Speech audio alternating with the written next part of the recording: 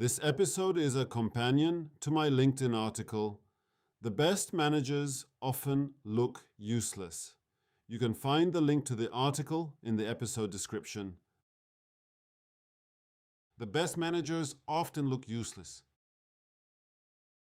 That sounds strange, maybe even unfair, but stay with me. Because sometimes the reason a manager looks calm, quiet, and almost unnecessary is not because nothing is happening, it is because the worst problems have already been prevented before the team had to see them. Let's be honest, there are two management ideas that sound fantastic on LinkedIn. First, a manager should not constantly ask when the task will be done. Second, a manager has only 3 duties: explain the task, provide resources, and then get out of the way. And honestly, I understand why people love these ideas. Almost everyone who has worked in a large organization has seen the opposite. Endless status meetings. Quick syncs that somehow become 1 hour long. Managers who behave as if work only exists when they can personally observe it. Whole departments operating like nervous airport security, checking every few minutes if everyone still has their boarding pass. So, the dream is very attractive. Hire smart adults. Explain the goal, give them what they need, stop interrupting them, let professionals do professional work. And in many cases, this is exactly right. Experienced engineers, designers, editors, product managers, analysts, they usually do better work when they have trust, context, and enough quiet time to think. Nobody does their best thinking while being chased every 3 hours for a status update. But this is where things get tricky. These beautiful management quotes assume something that almost never stays true for long. They assume the organization is calm, priorities are stable, communication is clear, dependencies are visible, everyone agrees on what is urgent, what is important, and what success actually means. Now, maybe such organizations exist somewhere, maybe next to unicorns and software projects that finish exactly on the original deadline. Real organizations are different. They are noisy. They are full of changing priorities, unclear ownership, overloaded people, old systems, political sensitivities, budget pressure, half-finished transformations, and stakeholders who approve one direction today and then change their minds 3 weeks later after a board meeting, a conference, or one very inspiring conversation with another executive. And this is where simple anti-management philosophy starts to break.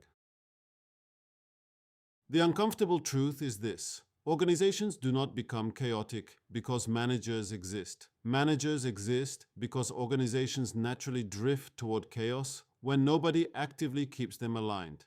The bigger the organization, the more invisible coordination work is needed just to prevent collisions. Teams collide, priorities collide, technologies collide, people collide. And a surprising amount of management is not about telling people what to do. It is about reducing friction before that friction becomes visible to everyone else. That is why good managers often seem hands-off, not because they are doing nothing, but because they are working behind the scenes. They notice that 2 departments are moving toward incompatible deadlines before the conflict becomes public. They see that a small technical dependency will probably delay 5 other projects. They realize that leadership expectations no longer match delivery reality, even while everyone continues to smile politely in meetings. They absorb pressure, they negotiate compromises, they clarify vague expectations, they translate executive ambition into something a tired team can actually execute. And most of this work is not glamorous. That is probably why online management discussions prefer the mythology. The internet loves the image of the enlightened leader who empowers everyone through trust, vision, and radical autonomy. It sounds elegant, it sounds modern, it sounds much better than saying real management often means follow-ups, conflict resolution, escalation, resource negotiations, damage control, and conversations nobody really wants to have. Actual management often sounds less like a leadership book and more like this. Can somebody please confirm which system is the source of truth before 3 teams implement 3 different versions of the same feature? Not exactly something you print on a conference banner. But before we go too far in the other direction, let's be clear. Criticism of micromanagement is completely valid. If a manager spends most of the day asking whether tasks are done, something deeper is broken. Maybe priorities are unclear, maybe ownership is weak, maybe communication is fragmented, maybe the process has no transparency, or maybe the organization lives in permanent emergency mode and calls it agility. Strong teams should not need constant supervision to function. Mature professionals do not need someone standing behind them with a stopwatch and a clipboard. But here is the important distinction. The absence of micromanagement is not the same as the absence of management. This is where many fashionable management quotes become misleading. A healthy organization does not appear automatically just because smart people were hired. Smart people can still move in different directions. They can still optimize for their own team, while the wider organization loses coherence. They can still duplicate work, miss dependencies, or make decisions that are locally logical and globally damaging. This is especially important now in product and technology work. We talk a lot about autonomy. Autonomous teams, autonomous squads, autonomous decision making, and yes, autonomy matters.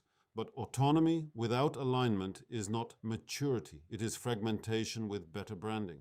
AI makes this even more interesting. With AI tools, teams can now move faster. A product manager can create a draft spec faster. A designer can explore options faster. An engineer can prototype faster. An analyst can summarize data faster. But if the organization is not aligned, faster execution may only mean faster confusion. People will produce more artifacts, more prototypes, more documents, more experiments, but not necessarily more coherence. The problem is not speed. The problem is direction. A simple example. Imagine 3 teams working on personalization. One team adds personalized newsletters. Another team builds app recommendations. A third team experiments with homepage modules. Each team is competent. Each team has good intentions. Each team is moving fast. But nobody has agreed on the shared user model, the data source, the consent rules, the success metrics, or even the definition of personalization. From the inside, each team looks productive. From the outside, the organization is slowly creating a future integration problem. This is where management matters, not as control, not as interference, but as system design. Somebody has to ask the boring questions early enough. What are we really solving? Who owns the decision? Which dependency matters? Where can teams decide independently? And where do they need a shared standard? What should be escalated now before it becomes expensive later? A good manager does not need to stand over people, but a good manager does need to stand between the team and avoidable chaos. Of course, there is a counter-argument. Some managers use alignment as an excuse for control. They create meetings, approval chains, steering committees, reporting rituals, and then call all of this coordination. That is not management. That is organizational tax. The test is simple. Does the manager reduce friction or create friction? Do they clarify decisions or delay them? Do they protect the team's focus or constantly interrupt it? Do they make the system easier to work in, or do they become another system everyone has to work around? Good management creates more independence over time. Bad management creates dependency.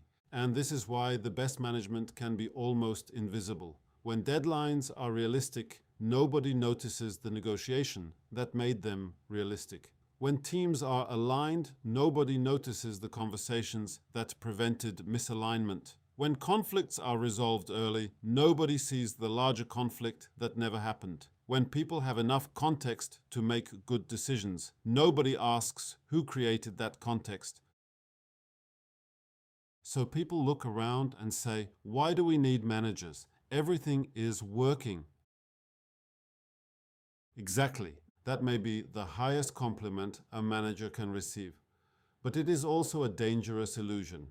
Because the moment you remove the invisible coordination, the system may continue moving for a while. Then small cracks appear, dependencies are missed, teams duplicate work, priorities drift, decisions become political because ownership is unclear. And suddenly everyone rediscovers the need for management, usually in the middle of a crisis. So maybe the question is not whether managers should interfere or disappear. The better question is, what kind of management makes strong people stronger, and what kind of management makes strong people slower? The best managers are not the ones who constantly ask, "Is it done yet?" But they are also not the ones who explain the task once and vanish heroically into the clouds.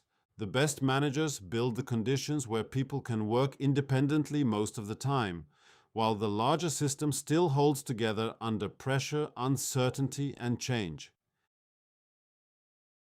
And that is the irony. When management works really well, it often looks like it was not needed at all.